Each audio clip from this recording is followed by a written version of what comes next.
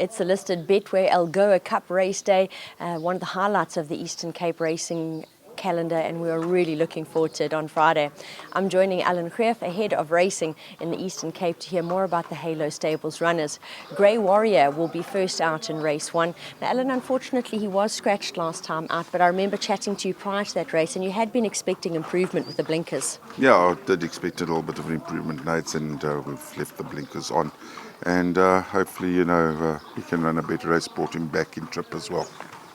Moving to race two, and Silver City last time out looked to just have needed her comeback run. She'll be a fitter horse on Friday. Sylvan Mistress did not need her comeback run last time out, and she posted a really good win. Joining them will be North Star. She ran on really late over a sprint in her last start, and she could be ready to try the extra that she will on Friday. Yeah, Silver City, I was happy with her run. She ran a nice race on a comeback debut as a 3-year-old, and I thought it was credible. Just got tired that last little bit, and I think more improvement to come. Sylvan Mistress, on the other hand, surprised me. I thought she was going to need the run and came out and won. But, she's been a real soldier of a filly and always thereabouts.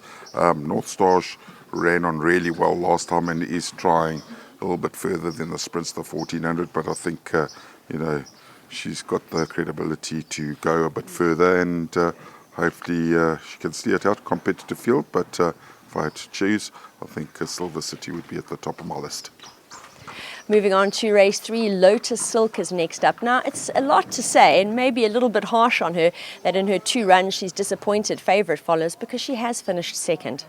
Yeah, she is a filly that I thought should win very soon, and last time out there's no egg on her face really. She was in a maiden handicap and carrying top weight, or just about top weight, and just got snagged towards the end of the line. Had to do all the donkey work up front and being around the turn first time, so she had it all to do.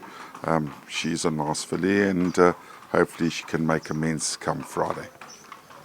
In race 4, we'll see Cliff Top and Whatever Next. Both of these horses have previously performed well over course and distance. Yeah, they have. Cliff Top's just lost his way a little bit and needs to find a bit of form again.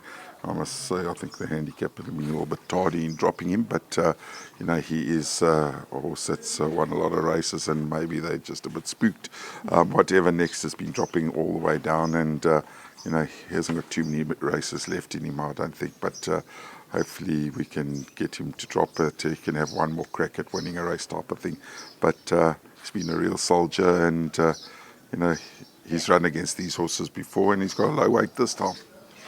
Alan took the words out my mouth. I was also going to describe him as an absolute soldier. I know he is dear to the yard's heart. We move on to race 5. The yards will step out the likes of Alicia's Love here, who really debuted well locally last time out, placing behind Direct Hit. Kings Again, well, she's better than her last start. Joining them will be Sports Fan. Now, she's one I'm sure that we have to keep an eye on. And the ride of stable elect Richard Fourie was very complimentary after her win last time out, smashing races alongside. I know she's up in class, but this filly is always about the action and giving of her best. Yeah, it's quite a speedy race this night. It's going to be quite interesting. So Alicia's Love on her debut ran a really good race, and a length and a quarter behind Direct Hit. She was running on that day, and you leave her out at your own peril. Kings Again had disappointed. It was her first run on grass for us, and maybe, just maybe, she might be a better poly filly. I know things didn't go well for her that day, and I think there was a bit of give in the ground as well. So we'd like to think that we can put a line through that, but just be cautious. Sports Fan won a really nice race, and I think it's going to be a competitive race with her, and I think I'm going to put my head on a block and say maybe whatever beats her will win. Smashing, always there, up in class though. Showed in her last run when she was up in class, and I think she can pop up. She does have that tendency to pop up when unexpected. The yard will be well represented in the listed Betway Algoa Cup. Really looking forward to seeing them step out. 5 runners. The yard are really hoping to keep the win local. My best shot and pick behind us, looking calm and relaxed for his final work this Wednesday. Now, he won very well last time out to score his 11th career win. He'll be joined by the likes of Bournemouth, who always does his best work late, Queen of Love, as well as Golden Peace, who could find the placings, and finishing up the likes of Global Alley. Oh, he is in such honest form. Yeah, no, let's start at the bottom, work our way back up. Global Alley, honest, really honest horse. And I don't think he's run with a weight like this on his back for a very long time, 52. So, he's got the right sort of weight for this type of race. And if all goes well, somebody fluffs their lines, he'll be there to pick up the pieces. I really think he's competitive with that weight. Queen of Love, it's her second run, yeah, and in the Eastern Cape. And, I think first run for me, actually.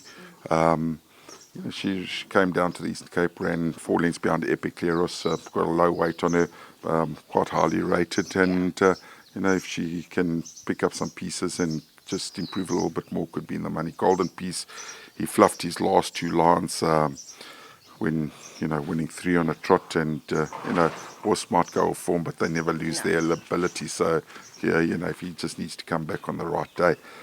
Bournemouth, well, he is a proper stayer, and these distances are actually a little bit on the sharpish side for him, but he does run on, and Calvin has won on him a couple of runs back and knows the fella, so, if it's a fast run race, he'll definitely be running on. That's one thing we'll know. And then, my best shot, what can you say about him?